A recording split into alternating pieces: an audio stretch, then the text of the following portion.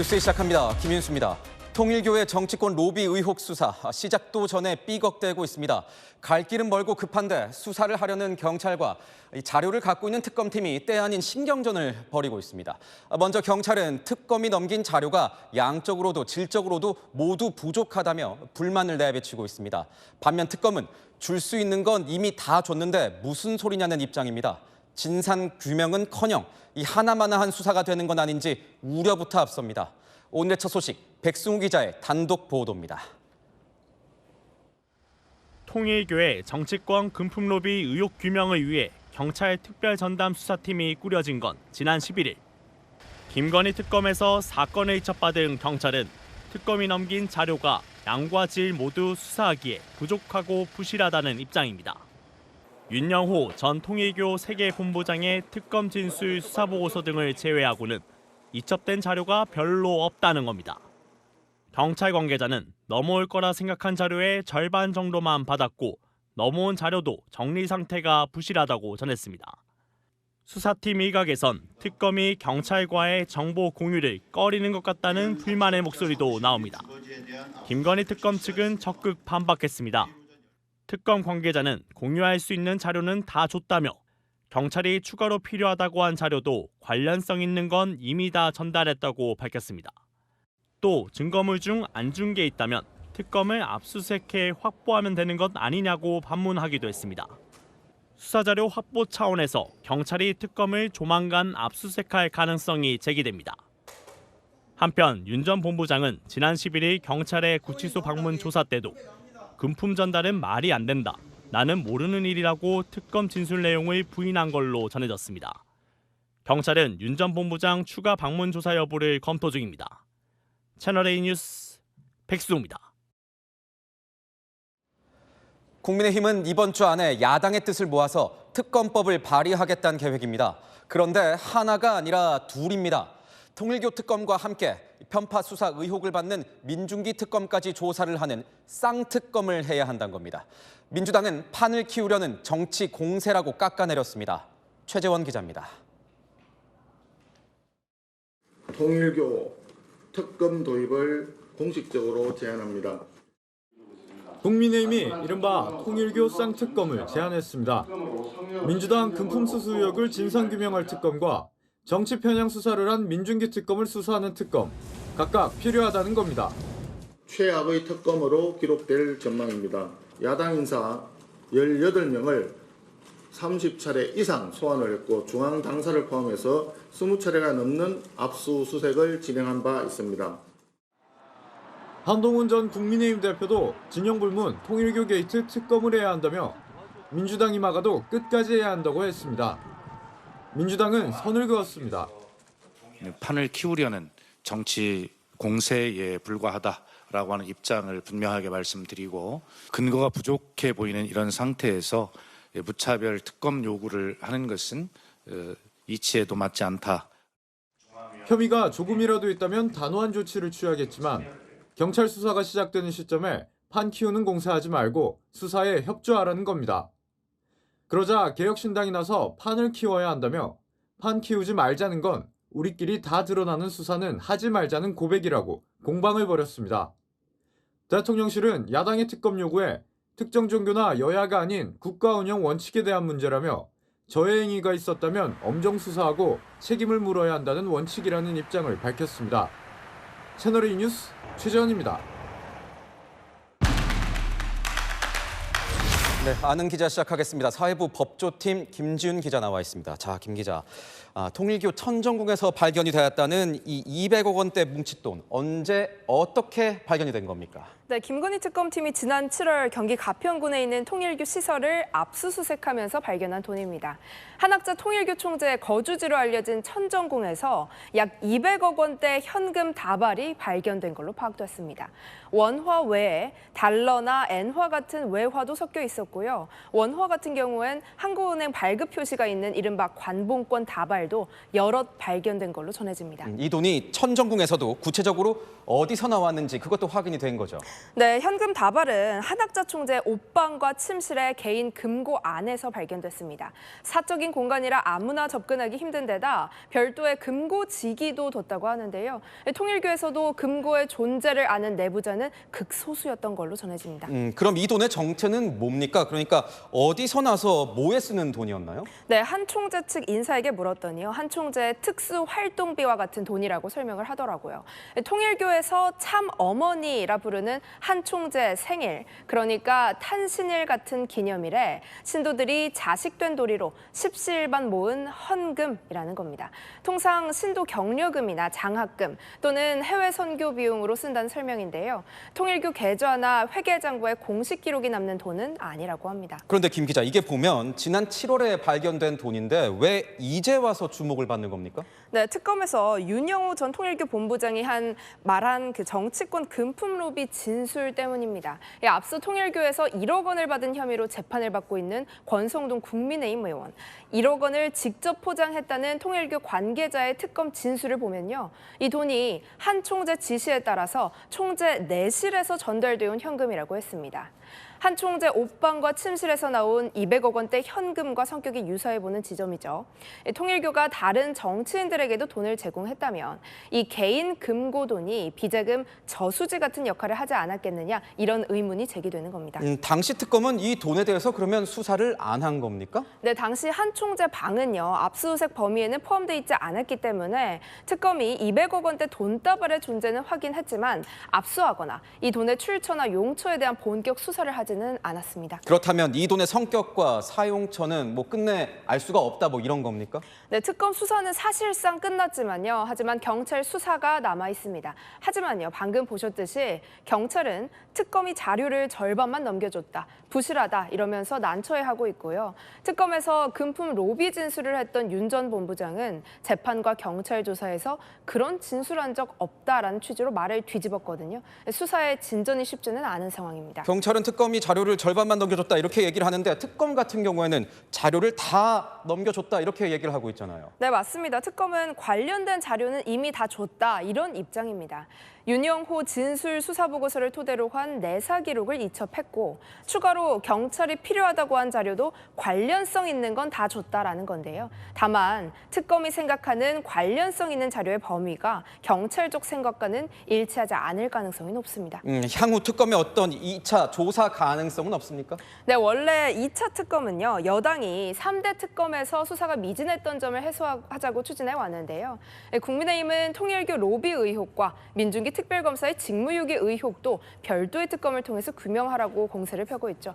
여당은 일단 경찰 수사를 지켜보자는 입장이지만 경찰 수사가 자료 부족과 진술 번복으로 난항에 부딪히면서 이런 입장을 계속 고수할 수 있을지는 좀 지켜봐야 할 것 같습니다. 네, 지금까지 아는 기자 김지윤 기자였습니다. 대통령의 생중계 업무 보고로 정치권이 시끄럽습니다. 국정 운영 방향을 투명하게 공개하겠다는 취지로 읽히는데 정작 세간의 관심과 논란은 엉뚱한 곳으로 튀었습니다. 주류 역사학계에서 위서, 그러니까 이 가짜 역사로 취급이 되는 환단고기, 이른바 환빠 논쟁이 대표적입니다. 당장 야권에선 대통령이 설마 환단고기를 믿는다는 거냐, 그래서 연구를 하라고 압박을 한 거냐 같은 지적이 쏟아지고 있습니다. 논란이 계속되자 대통령실이 진화에 나섰는데 과연 뭐라고 했을까요? 먼저 백승현 기자입니다. 무슨 환빠 논쟁이죠? 저는 잘 모르겠습니다. 왜 몰라요, 그거를? 그제 교육부 업무보고 도중 이재명 대통령이 꺼낸 환빠 논쟁. 단군이 고조선을 건국하기 전 한국과 배달국이란 나라가 있었다는 설, 환단고기를 언급한 겁니다.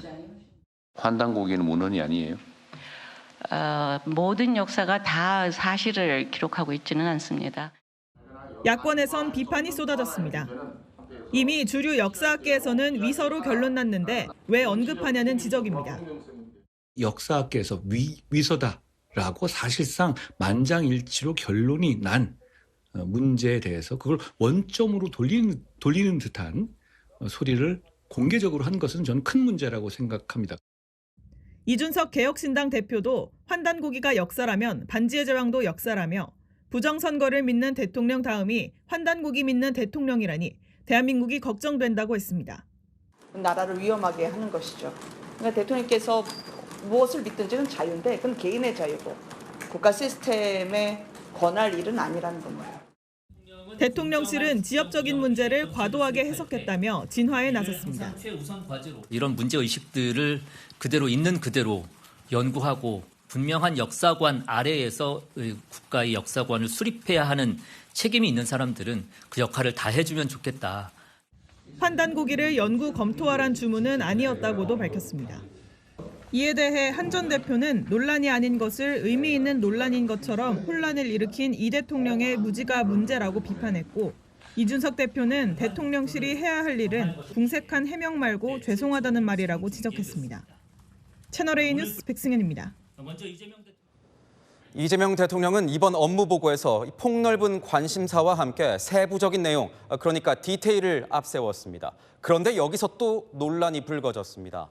외화 밀반출 문제로 인천공항 사장을 질타하는 와중에 구체적인 범죄 수법을 언급한 게 화근이 됐습니다. 야당은 쌍방울 대북 송금 사건 당시 수법과 똑같다면서 범행을 자백한 꼴이라고 공세를 폈습니다. 여권 내에서도 설화 리스크를 우려하는 목소리가 적지 않습니다. 박자은 기자 보도 이후에 아는 기자로 이어갑니다. 수만 달러를 가지고 나간다. 그런데 뭐 책갈피에다 끼고 나가면 안 걸린다. 그런 주장이 있던데. 그 실제로 그래요? 저희가 보안 검색하는 것은 유해 물질을 주로 검색을 하고 있습니다. 근데 저는 그거 이해가 안 돼요. 그 당연히 책이 그 안에 들어있으면 당연히 검색해서 뒤져봐야지. 그걸 그냥 다 통과시킵니까? 이재명 대통령의 이 발언 두고 야당은 쌍방울 대북 송금 사건을 소환했습니다. 나경원 의원은 지난 2019년 쌍방울 그룹 임직원들이 대북 송금을 위해 달러를 밀반출할 때 썼던 그 수법 아닌가라면서 대통령의 공범 자백이자 재발절인 도둑의 자백이라고 맹공했습니다. 장동혁 대표 또한 몸이 기억하고 있던 것이라며 전임 정부에서 임명된 사장을 깎아내리다가 자신의 범행 수법만 자백한 꼴이라고 비판했습니다. 당사자인 이학재 인천공항 사장도 직접 반박글을 올렸습니다. 인천공항을 30년 다닌 직원도 모르는 내용이었는데 온 세상에 책갈피에 달러를 숨기면 검색되지 않는다는 사실이 알려졌다는 지적입니다. 이에 대해 대통령실은 오히려 예방 효과가 더 크다고 반박했습니다. 또 야당 출신 공공기관장 모욕 중이라는 야당 지적에는 그렇게 바라보니까 그런 문제를 제기하는 것이라며 야당 탓으로 돌렸습니다. 채널A 뉴스 박지안입니다. 아는 기자, 대통령실 출입하고 있는 홍지은 기자 나왔습니다. 자, 홍 기자, 이거부터 한번 여쭤볼게요. 환단고기가 대체 뭐길래 이렇게 시끄러운 건가요? 자, 우리가 초등학교 때 이렇게 배웠던 역사를 돌이켜보면 단군이 고조선을 건국을 했고 그로부터 역사가 시작된다 이런 거잖아요. 그런데 이 환단고기는 그보다도 훨씬 더 앞선 우리의 역사가 있었다 이런 주장이 담긴 책입니다. 단군 신화에 등장하는 환인이 환국이란 나라를 다스리면서 한반도를 넘어 여기 화면에 보이시는 유라시아 대륙을 6만 년 이상 통치했다는 내용인데요. 주류 학계에서는 근대에 지어낸 가짜 역사서로 보고 있습니다. 극단적 민족주의의 사상인데다가 객관적 사료나 고고학적 증거 이런 것도 없다. 이렇게 이유를 말하더라고요. 그런데 이 환단고기가 갑자기 왜 등장을 한 거예요? 네, 바로 이 장면 때문인데요. 한번 들어보시죠. 이 역사 교육 관련해서 무슨 환빠 논쟁이 있죠. 저는 잘 모르겠습니다. 왜 몰라요 그걸? 단군 환단고기 그 주장하고 연구하는 사람들을 보고 비하해서 환빠라고 부르잖아요. 동국역사재단은 고대 역사 연구를 안 합니까? 네, 이재명 대통령이 업무보고 때 동북아 역사재단 이사장을 콕 짚었습니다. 고대 역사 연구는 제대로 하고 있냐 이렇게 따져 물은 건데요. 야당은 윤석열 정부 때 임명된 이사장을 트집 잡으려다가 이렇게 검증되지 않은 역사관까지 끌고 왔다 이렇게 보고 있습니다. 대통령 발언에 무게가 있는데 어떻게 국정에 그리고 공개석상에서 유사 역사학을 논하냐는 겁니다. 무식한 권력자가 전문가와 국민을 가르치려다가 사고가 터졌다 이런 거센 비판까지 나왔습니다. 조금 뜬금없긴 합니다. 왜 저런 발언을 한 걸까요? 대통령실은 전체적인 그 발언 맥락을 한번 봐달라고 합니다. 대통령이 진짜 하고 싶었던 말은요. 친일 논란이든 위안부 문제든 분명한 역사관 아래서 이 재단이 역할을 해야 한다. 여기에 방점이 있었다고 합니다. 그 예시로 환단 고기를 댄 거지 그 역사관에 동의를 한다거나 연구해라 이런 지시는 아니라고 하더라고요. 하지만 그 해명 또 비판을 받고 있습니다. 궤변이자 책임 회피라고요. 환빠임을 밝힐 게 아니라면 부적절한 언급이라고 인정하고 국민께 사과를 하라는 주장입니다. 외화 밀반출 문제를 지적한 인천공항공사 사장도 보니까 국민의힘 출신 인사잖아요. 네, 그렇습니다. 지폐를 책갈피에 끼워가지고 외화를 이렇게 밀반출하는 방식, 이거를 왜 잡아내지 못하냐 공개적으로 대놓고 면박을 줬죠. 사실 이 문제는 관세청이 얼마 전 그 업무보고 때 인천공항공사 소관이라고 답변하면서 옮겨붙게 됐습니다. 그런데 마침 이 공사 사장이 국민의힘 3선 의원 출신의 윤석열 전 대통령이 직접 임명한 인사거든요. 아는 게 하나 없다. 딴 데 가서 노세요 했던 여럿 이런 질타 장면들, 보수 성향 공공기관장 찍어내기라는 의심을 야당은 거둘 수가 없는 거죠. 2019년 쌍방울 임직원들이 대북 송금을 위해 달러를 밀반출할 때 썼던 수법인데 그걸 좀 잘 알아서 그런 거 아니냐 이런 야당의 역공도 나오게 된 거고요. 하지만 대통령실 오히려 몰랐으니 공개석상에서 더 이야기한 거 아니겠냐 이렇게 반박을 했고요. 또 이렇게 범죄 수법을 널리 알려야 차후 예방 효과도 크다고 했습니다. 사상 첫 생중계 업무 보고인데 약간 논란만 좀 터져 나오는 모습도 있습니다. 계속 하는 겁니까? 네, 물어보니 계속 한다고 합니다. 물론 이렇게 전체적으로 생중계되는 거에 대한 부담감 그리고 위험 리스크도 잘 알고 있다고 합니다. 그럼에도 일하는 모습을 국민한테 알리는 게 중요하다라고 말하더라고요. 이번에도 논란이 일긴 했지만 이슈 주도권 측면에서는 득이 더 많다는 판단입니다. 지금 이 화면에 보이시는 것처럼 다음 주에도요. 업무 보고 아주 빼곡하게 생중계합니다. 19개에 달하는데요. 해당 부처나 공직사회는 제2의 이학제가 될 수 있다며 긴장감도 고조되는 분위기입니다. 네, 아는 기자 홍지은 기자였습니다. 김포공항에서 폭행 신고가 접수됐습니다. 경찰이 현장에 긴급 출동했는데 오히려 신고자가 체포됐습니다. 경찰에 발각된 신고자의 정체, 권경문 기자가 취재했습니다. 경찰관이 공항 의자에 앉아있는 중국인 남성에게 말을 겁니다. 폭행을 당했다고 경찰에 신고한 남성입니다. 저희 맞았잖아요. 네, 맞아요. 저희 사무실로 이동해서. 그런데 남성 가방에서 띠지가 둘러진 현금 뭉치가 쏟아져 나옵니다. 5만 원권에 만 원권까지 총 8천만 원에 이릅니다. 지난 11일 밤 남성은 김포공항에서 다른 30대 중국인 남성에게 폭행당했다고 신고를 했습니다. 출동한 경찰관은 거액의 현금이 의심스럽다 보고 두 사람을 분리시켜 추궁했고 신고자가 보이스피싱 환전 총책인 사실을 파악했습니다. 단순 폭행 신고가 저희한테 들어왔지만 띠지가 붙어있는 돈을 보기는 어렵거든요. 피싱 범죄 수익을 국내 카지노에서 칩으로 바꿨다가 현금화하는 방식으로 돈 세탁을 해온 겁니다. 공항에서 만난 수거책으로 추정되는 남성에게 돈을 넘기려 하지 않았다가 실랑이가 벌어졌고 경찰에 폭행당했다고 신고했지만 자기 정체만 드러나고 말았습니다. 20대 신고자를 사기 등 혐의로 입건한 경찰은 피싱 조직에 대해 수사를 이어갈 계획입니다. 채널A 뉴스 권경문입니다. 오늘 새벽 인천공항 고속도로에서 택시를 포함해 차량 4대가 부딪히면서 5명의 사상자가 발생했습니다. 경찰은 졸음 운전을 의심하고 있습니다. 조현진 기자입니다. 고속도로 갓길에 세워놓은 택시 앞 부분이 종이창처럼 구겨졌습니다.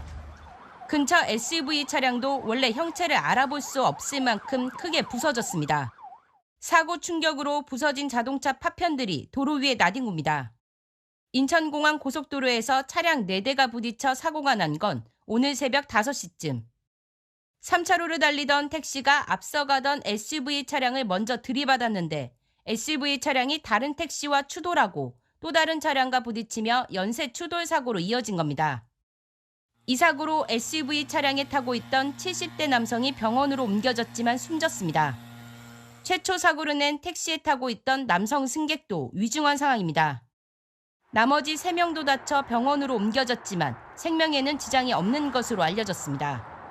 사고를 낸 택시 운전기사는 최초 경찰 조사에서 졸음운전으로 사고가 났다는 취지로 진술한 것으로 파악됐습니다.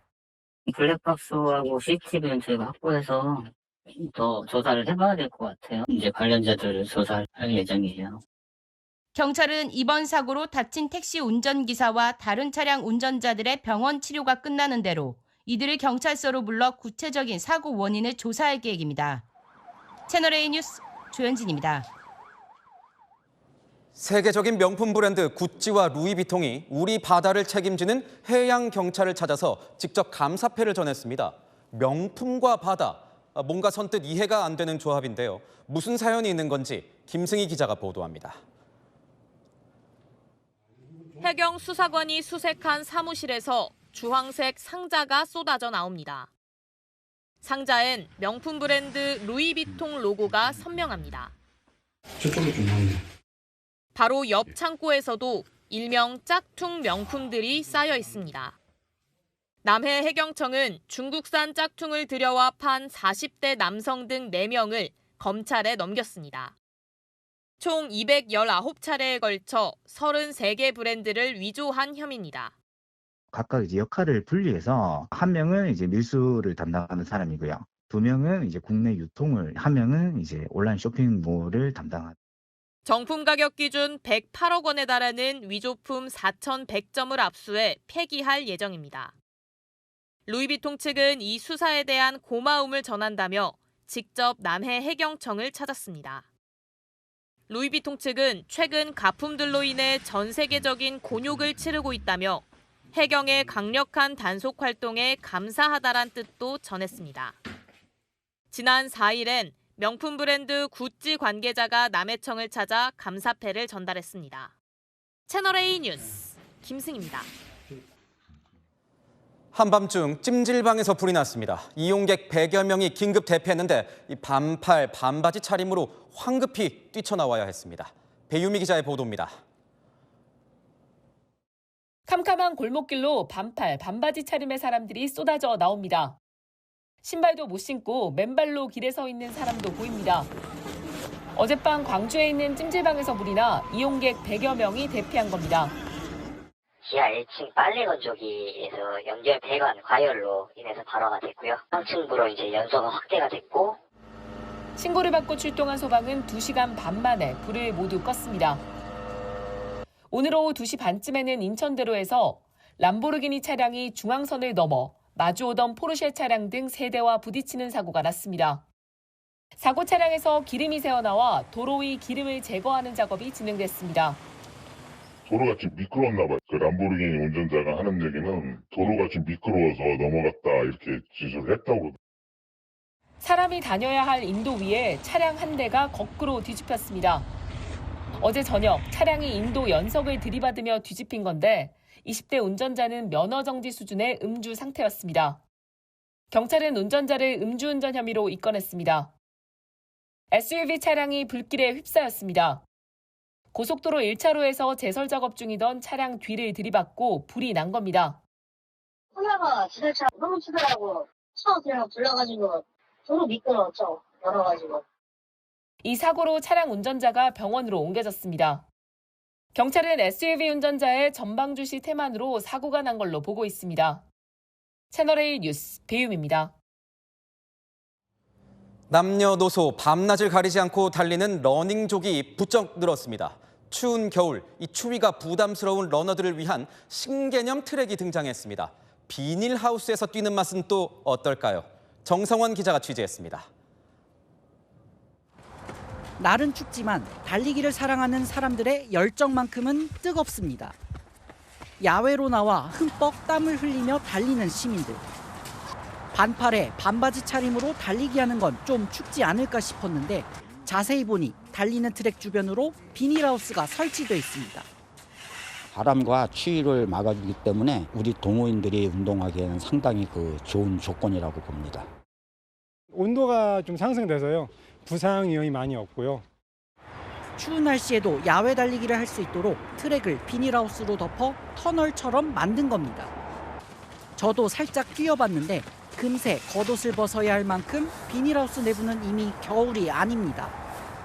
비닐하우스를 친 내부 기온은 얼마나 따뜻할까요? 측정해보니 20도가 넘었습니다. 7도인 바깥 날씨와 비교하면 15도 이상 차이가 납니다. 당초 전문 육상인들이 겨울철에도 훈련할 수 있도록 설치한 것인데 달리기를 즐기는 시민들에게도 무료 개방하며 반응이 좋습니다. 러닝 하시는 분들이 많아지시다 보니까 또 문의 전화가 많이 오는데 그 훈련 시간 외에 사용을 해달라 그런 식으로 안내를 하고 있거든요. 이런 비닐하우스 트랙을 설치하는 지자체도 늘고 있습니다.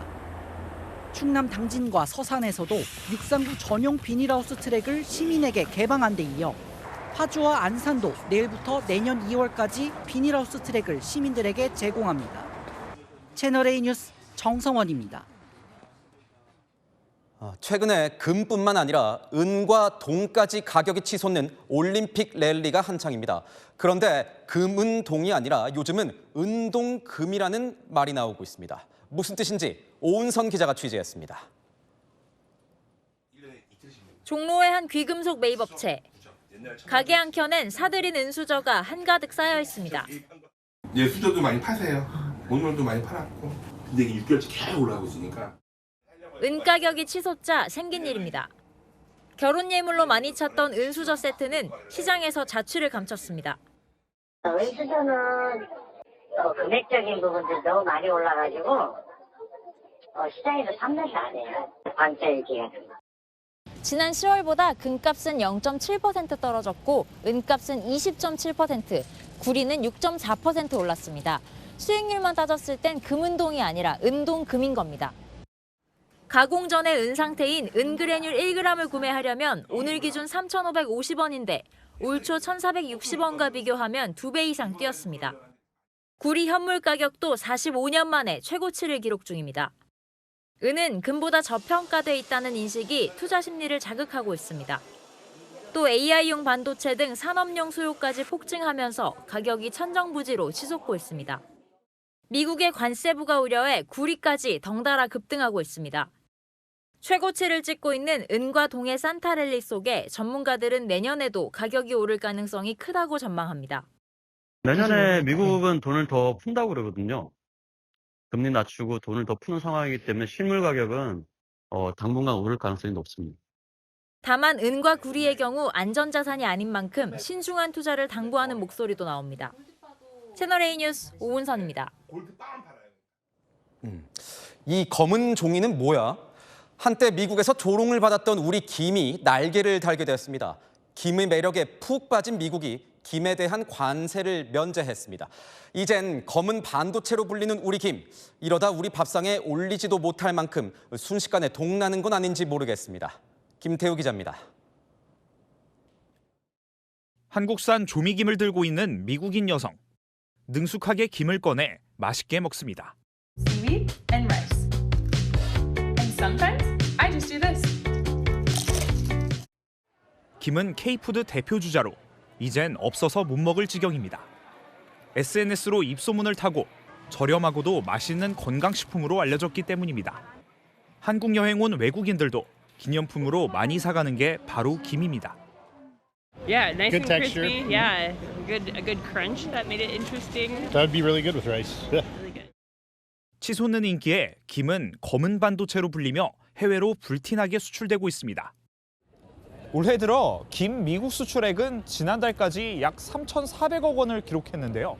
상호관세 장벽에도 불구하고 지난해보다 15% 넘게 늘었습니다. 하지만 이젠 아예 무관세로 미국에 수출됩니다. 해양수산부에 따르면 지난달 미국 백악관이 발표한 상호관세 관련 팩트시트에 수산물 중 유일하게 조미김이 무관세 품목으로 기재됐습니다. 조항 중 미국에서 생산하지 않는 천연자원은 관세 면제를 추가 협의한다는 내용이 있는데 조미김이 여기에 이름을 올린 겁니다. 15% 관세가 붙어도 잘 팔렸는데 무관세가 되면 미국에서 더욱 날개 돋친 듯 팔릴 것으로 보입니다. 우리나라의 김 수출액에서 미국이 차지하는 비중은 20%가 넘습니다. 무관세는 지난달 13일부터 소급 적용되고 있습니다. 해수부는 김 수출 기업들의 판매 전략을 지원하는 한편 마른 김과 참치 필렛도 무관세를 적용받기 위해 미국과 계속 협의할 계획입니다. 채널A 뉴스 김태우입니다. 자, 이렇게 기나긴 겨울밤 오랜만에 따끈한 컵라면 국물이 땡겨서 무심코 꺼낸 이 전기포트. 순식간에 팔팔 끓는 물을 붓기 전에 잠시만 그 손을 내려놓으십시오. 그대로 물을 부었다간 정성을 다해서 미세 플라스틱을 먹는 꼴이 됩니다. 전기포트 안전하게 쓰는 법 광민경 기자가 알려드립니다.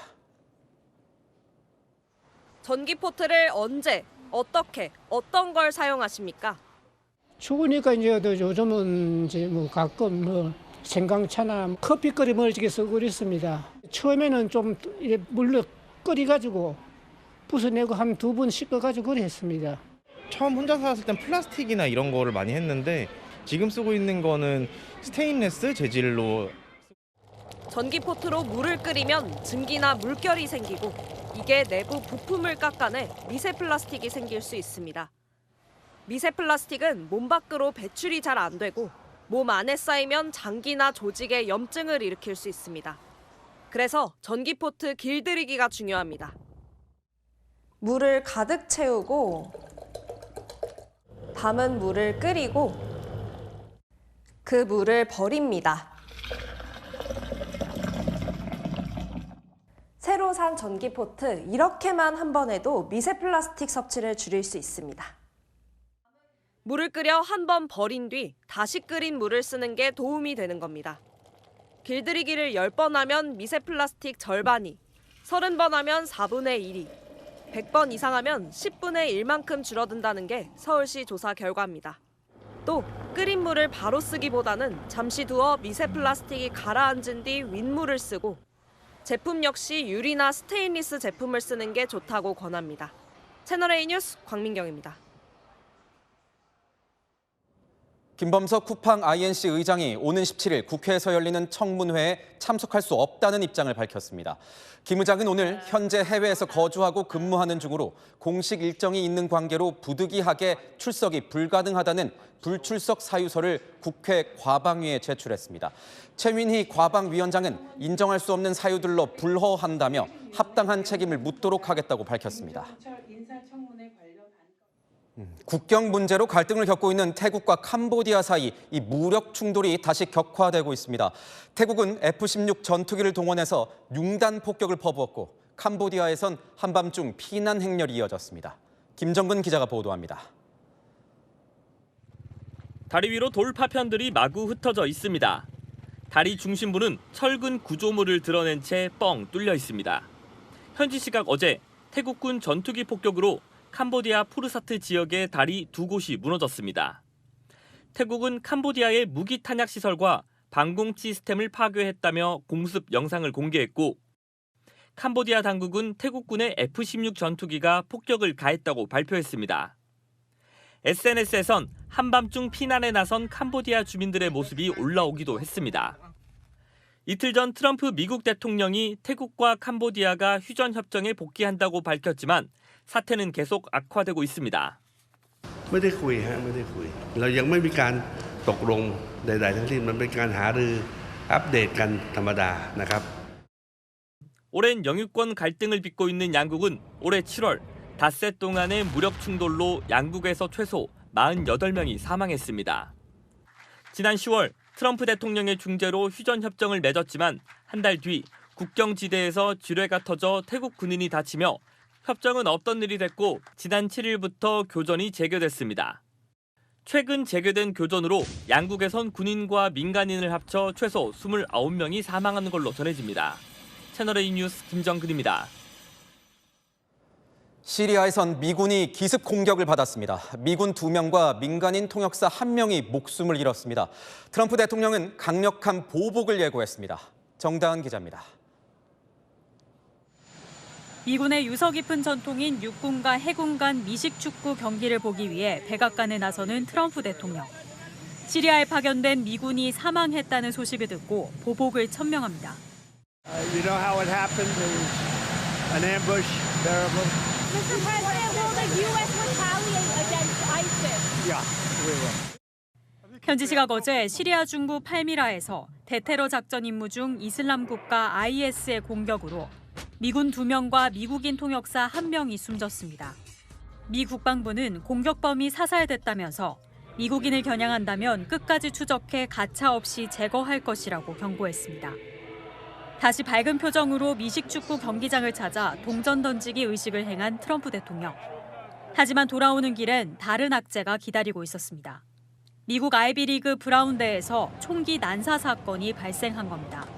시험 도중 총성을 들은 학생들은 급히 대피했지만 2명이 숨지고 최소 9명이 다쳤습니다. What a terrible thing it is.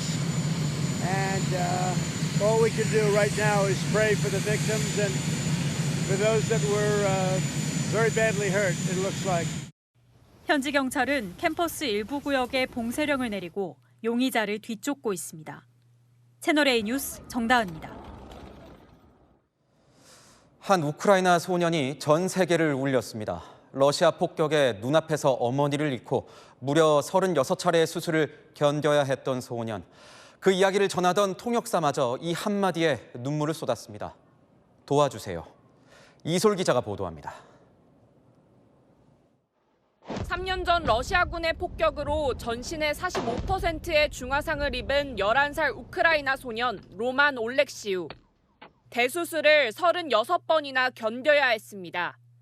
유럽의회에 온 소년은 눈앞에서 어머니를 잃었던 그날의 기억을 담담히 증언했습니다. 14 липня 2022 року ми з мамою були в Вінниці, в клініці, і туди прилетіло 3 російських ракети. 소년의 말을 옮기던 통역사는 끝내 말을 잇지 못하고 눈물을 쏟아내고 맙니다. On the 14th of July 2022, sorry, I'm a bit emotional as well. 결국 통역사는 더 이상 말을 잇지 못했고 옆에 있던 관계자가 통역을 대신합니다. Help you, no worries. It was the last time when I saw my mom and the last time when I was able to say goodbye. 이날 올렉시우는 우크라이나의 아이들을 위해 지원을 멈추지 말아달라고 호소했습니다. 하지만 소년의 절절한 증언 이후에도 러시아의 공습은 계속됐습니다. 현지 시각 그제 우크라이나 남부 오데사 항구에 정박해 있던 튀르키예 국적 선박 3척이 러시아 드론의 공격을 받았습니다. 당시 촬영된 영상에는 선박을 향해 날아가는 드론의 모습이 선명하게 찍혔습니다. 곧이어 러시아는 드론 450여 대와 미사일 30여 발을 동원해 우크라이나 남부 전역의 에너지와 산업시설도 집중 타격했습니다. 이로 인해 오데사 대부분 지역에서 전력과 난방, 상수도 공급이 끊겼고 100만 가구 넘게 정전이 발생했습니다. 이번 공습은 종전안을 두고 미국과 우크라이나 유럽 대표단 간 회동을 하루 앞둔 시점에 이뤄졌습니다. 채널A 뉴스 이솔입니다. 날벼락입니다. 중일 갈등의 불똥이 우리 K-팝으로도 튀었습니다. 일본인 멤버가 포함된 아이돌 그룹의 중국 현지 행사가 돌연 취소된 겁니다. 불똥이 왜 여기로 튀나요? 도쿄에서 송찬욱 특파원이 전합니다. 중국 상하이에서 애초 오늘 열릴 예정이던 K-팝 그룹 르세라핌의 팬사인회가 돌연 취소됐습니다. 주최 측은 불가항력으로 인해 부득이하게 취소를 결정했다고만 이유를 밝혔습니다. 하지만 이 그룹의 멤버 중 2명이 일본인이라는 게 취소 이유 아니냐는 해석이 나오고 있습니다. 과거 중국 행사에선 일본인 멤버에 대해 현지 팬들이 이름을 연호하는 등 높은 인기를 보였습니다. 하지만 이번 중일 갈등 이후 중국의 이른바 한일령이 일본인이 속한 K-팝 그룹에도 적용된 걸로 보입니다. 실제로 지난 6일 그룹 클로즈 유어 아이즈는 중국 항저우에서 팬미팅을 진행했는데 일본인 멤버만 행사에서 빠졌습니다. 비슷한 시기 상하이에서 예정됐던 다른 그룹의 팬미팅도 돌연 취소됐는데 역시 일본인 멤버가 있는 그룹이었습니다. 일본 가수들의 경우 최근 중국 공연이 줄줄이 취소되고 있습니다. 심지어는 노래를 부르는 도중 음악과 조명을 끄고 가수를 무대에서 내보내는 일까지 벌어진 바 있습니다. 중국의 한일령은 양국 간 감정 싸움으로도 번지는 모양새입니다. 일본 일각에선 K-팝 그룹 에스파 중국인 멤버의 과거 언행을 문제 삼으며 연말 최대 음악 특집 프로그램인 홈백과 합전 출연에 반대한다는 목소리도 나오고 있습니다. 도쿄에서 채널A 뉴스 송천웅입니다. 축구의 신 메시를 보러 경기장에 몰려든 인도 관중들이 좌석을 뜯어 던지고 그라운드에 난입하는 난동을 부렸습니다. 기껏 비싼 입장료 내고 왔더니 20분도 안 되는 일정으로 메시 얼굴은커녕 이 뒤통수도 못 봤다는 겁니다. 이기상 기자입니다. 관중들이 경기장 안으로 쏟아져 내려옵니다. 분노에 찬 남성이 커다란 막대기를 내리찍으며 시설물을 부숩니다. 관중석에서 뜯긴 의자가 경기장으로 내동댕이 쳐집니다. 현지 시각 13일 인도 콜카타에서 열린 축구 스타 리오넬 메시의 경기장 방문 행사에서 벌어진 일입니다. 높이 21m의 메시 동상이 공개된 뒤 수만 명의 팬이 메시를 직접 보기 위해 경기장을 찾았습니다. 하지만 45분 동안 머물기로 했던 메시가 불과 20분 만에 떠났고 이마저도 정치인들의 에어싸여 제대로 보지 못하자 팬들이 격분한 겁니다. We couldn't even see him. We couldn't even get a glimpse of him. 입장권만 하나로 15만 원이었던 만큼 팬들은 사기당했다고 주장했습니다. We are taking action so that this mismanagement does not go unpunished, and we will see that the fans. That's our expectation, that the fans should be adequately compensated. 결국 행사 담당자는 체포됐고 서벵골주 총리까지 나서 사과했습니다. 핀란드에서는 FC 하카의 홈구장이 불에 탔습니다. 관중석은 물론 인조잔디 운동장까지 다 태웠습니다. 지난달 1부 리그에서 강등됐는데 분노한 팬들이 방화했을 가능성을 두고 경찰은 조사하고 있습니다. 물에 잠긴 집들 사이로 구명보트를 탄 대원들이 오가며 고립된 주민들을 구조합니다. 인도네시아 수마트라 섬에선 물난리로 2주 동안 1,003명이 숨지고 218명이 실종됐습니다. 상점 안으로 순식간에 흙탕물이 들이닥치며 모조리 쓸고 갑니다. 이라크 쿠르디스탄 지역에서 발생한 홍수로 최소 5명이 숨지고 19명이 다쳤습니다. 채널A 뉴스 이기상입니다. 전국이 꽁꽁 얼어붙나 싶더니 변덕이 심합니다. 내일 아침까지는 영하의 추위가 이어질 텐데 낮부턴 추위가 누그러지겠고요. 모레는 아침 기온이 영상권으로 올라옵니다. 평년보다 약 7도 높아지고요. 낮 기온 역시 이맘때보다 약 5도 높아집니다. 내일 아침 춘천 영하 8도, 대전 영하 3도, 대구 0도로 출근길엔 매서운 추위 이어집니다. 하지만 한낮엔 강릉 9도, 대전 8도, 대구 9도, 광주 10도까지 크게 오르겠습니다. 추위가 풀리는 동안 대체로 맑은 날씨가 이어질 텐데 화요일부터 수요일 중북부 지역과 강원에만 비나 눈이 조금 내리겠습니다. 날씨였습니다. 뉴스에 마칩니다. 시청해주신 여러분 고맙습니다.